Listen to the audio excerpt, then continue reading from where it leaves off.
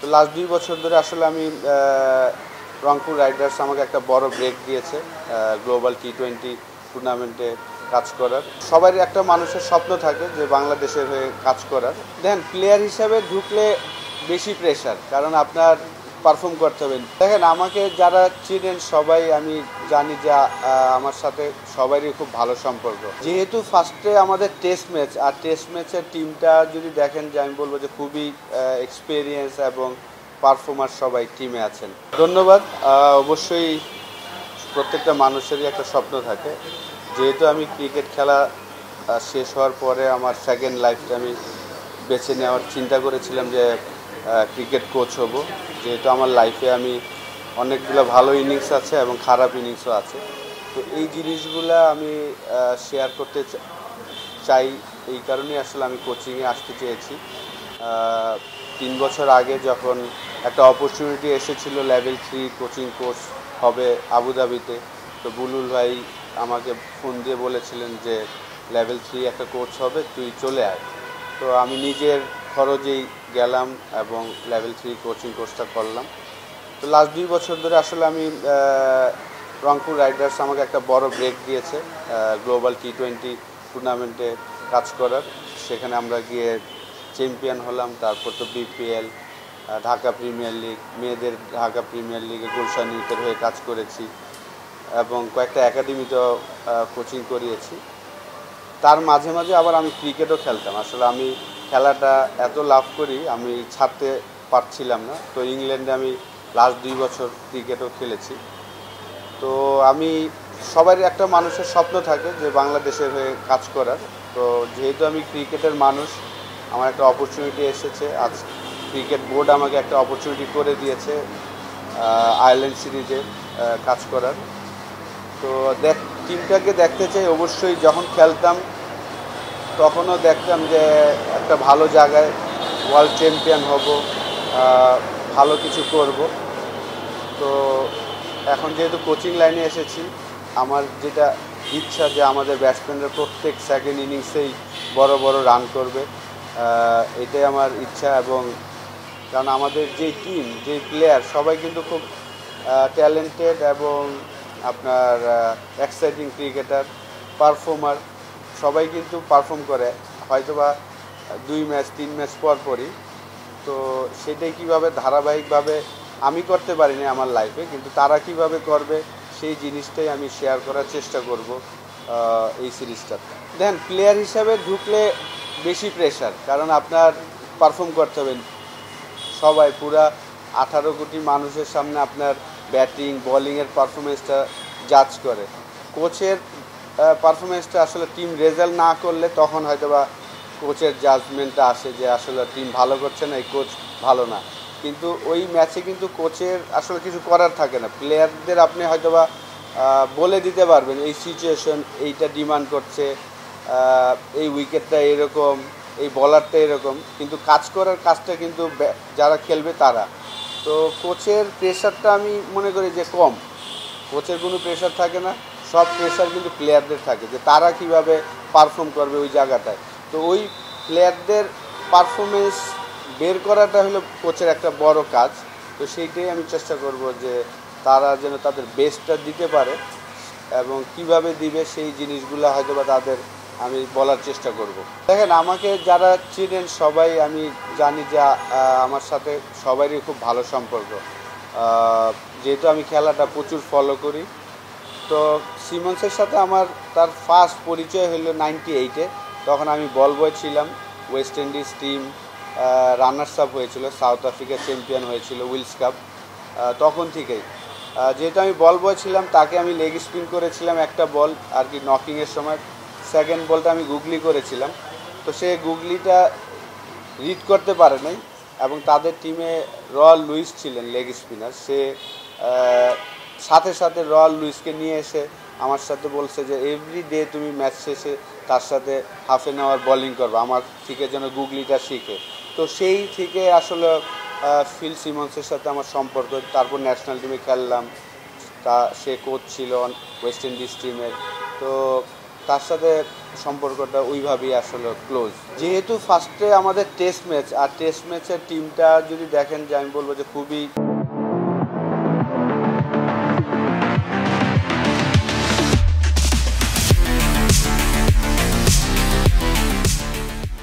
Experience এবং performer সবাই টিমে আছেন। মুশফিক অলরেডি 98 টেস্ট ম্যাচ খেলে ফেলেছেন, মমিনুল 70+ টেস্ট খেলেছেন, শান্ত, লিটন, মিরাজ তারা অলমোস্ট 10-12 বছর ধরে খেলছেন। তো টেস্ট টিমের ব্যাটিংটা আমি মনে করি যে খুব এক্সপিরিয়েন্স, এবং তারা যদি তাদের বেস্টটা খেলে অতটা সমস্যা হবে না আমি আশা করি। আর পরে হয়তো টি-20 নিয়ে আমি আপনাদের সাথে আলাপ করব, যেহেতু ফার্স্টে টেস্ট ম্যাচে আমি বিশ্বাস করি যে আমাদের প্লেয়াররা বড় বড় ইনিংস উপহার দেবে আপনাদের। ফার্স্ট অফ অল আমি বলবো যে আমি নিজেরা খুব ভাগ্যবান মনে করছি, আল্লাহ আমাকে এমন সময় এই সুযোগটা করে দিয়েছেন। কারণ মুশফিকের ডেবু ম্যাচে আমি ছিলাম ড্রেসিং রুমে লর্ডসে, এবং মুশফিকের 99 এবং 100তম টেস্টও ইনশাল্লাহ আমি থাকবো। তো এই কারণে আমি নিজেকে খুব ভাগ্যবান মনে করি, এবং মুশফিককে সেই ছোটোবেলা থেকে যেহেতু আমি দেখেছি, একমাত্র ক্রিকেটার যে তার ডিসিপ্লিন ছিল বলেই সে 20 বছর ধরে খেলছেন। আমার ব্যক্তিগত মতামত যে আসলে বাংলাদেশে সামনে ফিউচার বলেন এখনও যারা খেলছে সবাই যদি সবাই আসলে মুশফিকের রোল মডেল হিসাবে দেখা উচিত, এবং সে কিভাবে এই জায়গাটাতে আসছেন। জাস্ট একটাই ডিসিপ্লিনে কি হতে পারে, খাবার, ঘুমানো, প্র্যাকটিস, এই জিনিসগুলো যদি আপনি প্রপার ডিসিপ্লিন করেন আপনার লাইফে, তাহলে এই জিনিসটা সম্ভব। তো অবশ্যই আপনি যেটা বললেন যে স্ট্যান্ড না, অনেক কিছুই আসলে মুশফিকের বাংলাদেশের প্রথম ক্রিকেটার হচ্ছেন যে 100টা টেস্ট খেলবেন, এটা বিরাট একটা গর্বের বিষয়। এবং শুধু সে একটা ফর্মেটটা, 3টা ফর্মেটই কিন্তু বাংলাদেশকে নেতৃত্ব দিয়েছেন, খেলেছেন, এখন একটা ফর্মেট খেলছেন, এবং বাংলাদেশের হয়ে প্রথম ডাবল সেঞ্চুরিয়ান। 3টা ডাবল সেঞ্চুরি আছে, একটাতে 175, 190, মানে 2013-র পরে সে সেঞ্চুরি করলেই বোঝা যাচ্ছে যে সে বড় বড় স্কোর করেন। তো আশা করব যে আয়ারল্যান্ড সিরিজও 2টা টেস্ট ম্যাচে যদি সে স্টার্ট পায় সেটা বড় করবেন, এটাই আশা থাকবে।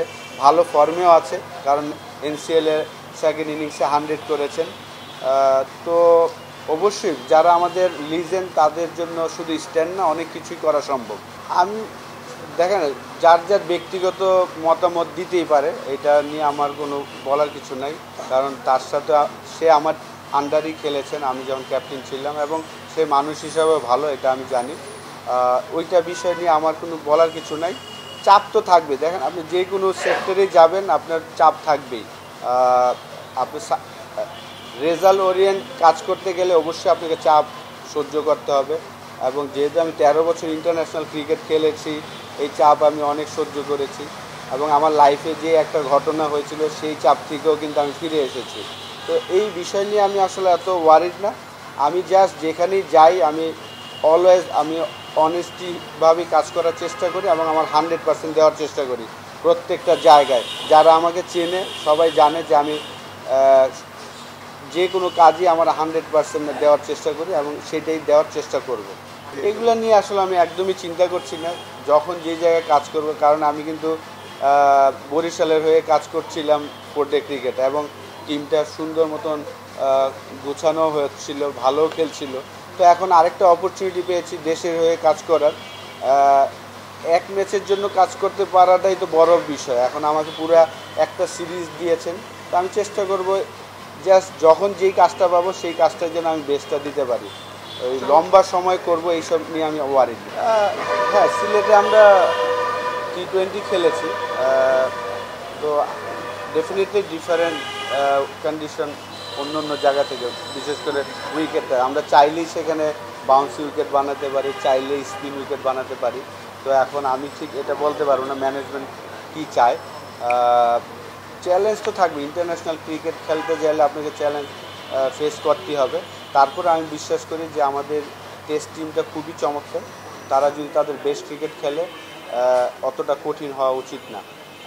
আজকে আসলে আমরা যারা টেস্ট টিম, কালকে আমরা যাব, আমরা সবাই আমাদের লাগেজ নিতে যাই। এটা তো ভাই এখন আসলে 12-13 থেকে শুরু হয়েছে যে আসলে প্রত্যেকটা মানুষের জন্যই কঠিন লাইফটা। আগে যতটা সহজ ছিল, আমরা যখন খেলতাম আমরা ওয়েট করতাম কিন্তু রাত 8টা রাত 10টার নিউজের জন্য, সকালবেলা নিউজ পেপারের জন্য। এখন কিন্তু এভরি সেকেন্ডেই নিউজ হয়ে যাচ্ছে যে আপনি কী করছেন না করছেন। তো এটা তো অবশ্যই প্রত্যেকটা মানুষের জন্য কঠিন। তো আমার একটাই আশা থাকবে আপনাদের কাছে যে আপনারা অবশ্যই সমালোচনা করবেন, কিন্তু একটু রয়ে সয়ে করলে ভালো আমার কাছে মনে হয়, কারণ সবাই চায় বেস্টটা দিতে। তো সেই জায়গা এই সমালোচনাটা হবে, এটা আমি জানি, এটা স্বাভাবিক, এটাই লাইফ। আপনি ভালো করলে আপনাকে আকাশে উঠাবে, খারাপ করলে নিচে নামাবে, এটাই লাইফ। তো এইখানে আপনার ওইটা নিয়ে ওয়ারিড না হয়ে জাস্ট আমি আমার কাজটা করার চেষ্টা করব।